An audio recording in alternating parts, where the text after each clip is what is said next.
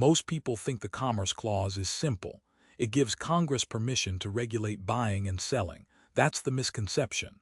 What it actually does is far narrower and far stranger. Here's what the Constitution says, word for word. Congress has power to regulate commerce with foreign nations and among the several states.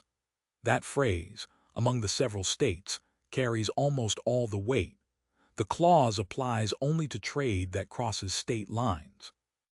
Commerce that stays inside one state's borders falls outside it entirely. To understand why the framers bothered writing this at all, you have to picture the economic chaos before the Constitution existed. States didn't cooperate. A New Jersey merchant shipping apples to New York faced tolls at the border, tariffs on entry, and local taxes designed to protect New York farmers. South Carolina blocked goods from North Carolina. Massachusetts taxed Connecticut's timber. States competed like rival nations, each trying to shield its own industries and workers. The framers saw this fractured system destroying wealth and confidence. They wrote the Commerce Clause to solve one specific problem: build a common market. Congress would have the power to prevent states from sabotaging each other's goods. One uniform set of rules would replace 13 hostile trade zones. For the first 50 years, Congress barely used this power. Courts interpreted it narrowly. To count as interstate commerce, a transaction had to directly cross a state line. A Pennsylvania factory making goods for Pennsylvania customers was off-limits to federal regulation, even if that factory's decisions somehow rippled outward. Then the Great Depression arrived. States panicked.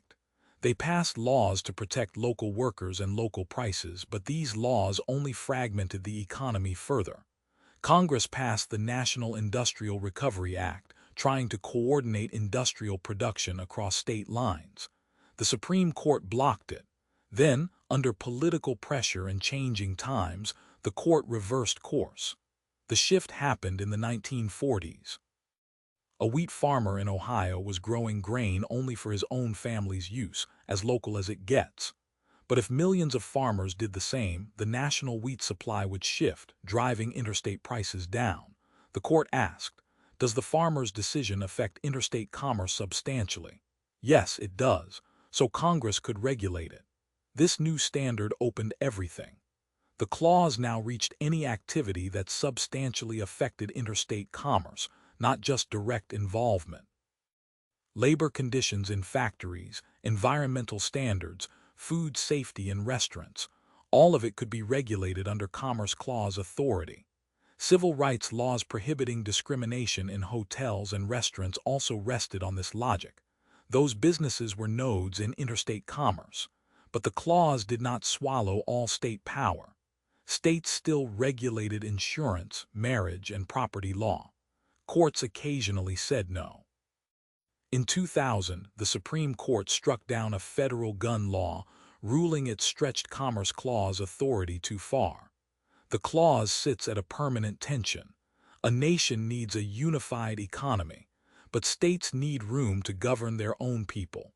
That architecture hasn't been resolved, and perhaps it can't be.